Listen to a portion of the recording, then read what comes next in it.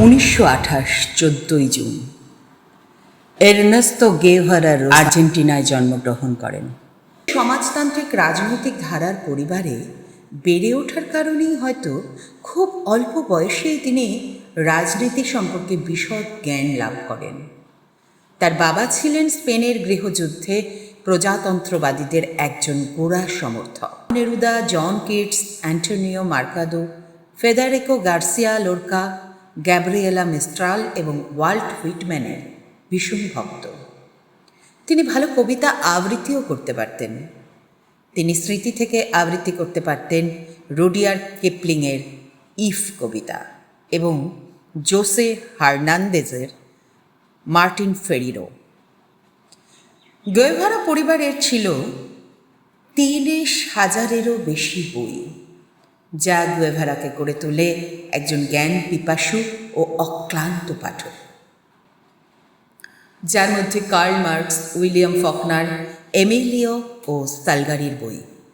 পাশাপাশি Jawaharlal Nehru, Albert Camus, Lenin, Robert ফ্রস্টের বইও তিনি পড়তেন। তরুণ বয়সে ডাক্তারি ছাত্র হিসেবে যে সমগ্র লাতিন আমেরিকা ভ্রমণ করেছিলেন, এই সময় এইসব অঞ্চলের সর্বব্যাপী দারিদ্র্য তার মনে গভীর রেখাপাত করে। এই ভ্রমণকালে তার অর্জিত অভিজ্ঞতা ও পর্যবেক্ষণের ভিত্তিতে তিনি এই সিদ্ধান্তে উপনীত হন যে এই অঞ্চলে বদ্ধমূল অর্থনৈতিক বৈষম্যের স্বাভাবিক কারণই হল একচেটিয়া পুঁজিবাদ, নব্য ঔপনিবেশিকবাদ ও সাম্রাজ্যবাদ, এবং এর একমাত্র সমাধান হল বিশ্ববিপ্লব। এই বিশ্বাসের বশবর্তী হয়ে যে রাষ্ট্রপতি জাকাবো আরবেনজা গুজমানের নেতৃত্বাধীন গুয়েতমালার সামাজিক সংস্কার আন্দোলনে জড়িয়ে পড়েন। 1954 সালে সিআইএ ষড়যন্ত্রে গুজমানকে ক্ষমতাচ্যুত করা হলে যে বৈপ্লবিক আদর্শ চেতনা বদ্ধমূল হয়। পরবর্তীকালে মেক্সিকো সিটিতে বসবাসের সময় তার সঙ্গে রাউল ও ফিদেল কাস্ট্রোর আলাপ হয়। পরবর্তীকালে চে কাস্ট্রোর একেবারে ডান হাত হয়ে ওঠেন। চে তাদের 26শে জুলাই আন্দোলনে যোগ দেন। মার্কিন মদতপুষ্ট কিউবান একনায়ক ফুলগেনসিও বাতিস্তাকে উৎখাত করার জন্য গ্রানমায় চড়ে সমুদ্রপথে কিউবায় প্রবেশ করেন। অনতি বিলম্বেই যে বিপ্লবী সংঘের এক অত্যন্ত গুরুত্বপূর্ণ ব্যক্তিত্বে পরিণত হন। যে তোমার মৃত্যু আমাকে অপরাধী করে দেয়, যে তোমার মৃত্যু আমাকে অপরাধী করে দেয়। আমার ঠোঁট শুকনো হয়ে আসে, বুকের ভেতরটা ফাঁকা, আত্মায় অভিশ্রান্ত বৃষ্টিপতনের শব্দ, শৈশব থেকে বিষণ্ণ দীর্ঘশ্বাস। যে তোমার মৃত্যু আমাকে অপরাধী করে দেয়। বলিভিয়ার জঙ্গলে নীল প্যান্টালুন পরা তোমার ছিন্ন ভিন্ন শরীর, তোমার খোলা বুকের মধ্যিখান দিয়ে নেমে গেছে শুকনো রক্তের রেখা। চোখ দুটি চেয়ে আছে, সেই দৃষ্টি এক গোলার্ধ থেকে ছুটে আসে অন্য গোলার্ধে। চেয়ে তোমার মৃত্যু আমাকে অপরাধী করে দেয়। শৈশব থেকে মধ্য যৌবন পর্যন্ত দীর্ঘ দৃষ্টিপাত।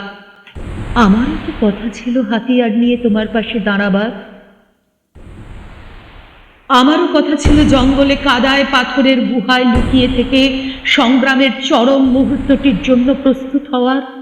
আমারও কথা ছিল রাইফেলের কুঁদো বুকে চেপে প্রবল হুঙ্কারে ছুটে যাওয়ার। আমারও কথা ছিল ছিন্ন ভিন্ন লাশ ও গরম রক্তের ফোয়ারার মধ্যে বিজয় সঙ্গীত শোনাবার। কিন্তু আমার অনবরত দেরি হয়ে যাচ্ছে। এতকাল আমি একা, আমি অপমান সয়ে মুখ নিচু করেছি, কিন্তু আমি হেরে যাইনি, আমি মেনে নিইনি। আমি ট্রেনের জানলার পাশে, নদীর নির্জন রাস্তায়, ফাঁকা মাঠের আলপথে, শ্মশান তলায়, আকাশের কাছে, বৃষ্টির কাছে, বৃক্ষের কাছে, হঠাৎ ওঠা ঘূর্ণি ধুলোর ঝড়ের কাছে আমার শপথ শুনিয়েছি। আমি প্রস্তুত হচ্ছি, আমি সব কিছুর নিজস্ব প্রতিশোধ নেব। আমি আবার ফিরে আসব। আমার হাতিয়ারহীন হাত মুষ্টিবদ্ধ হয়েছে, শক্ত হয়েছে চোয়াল।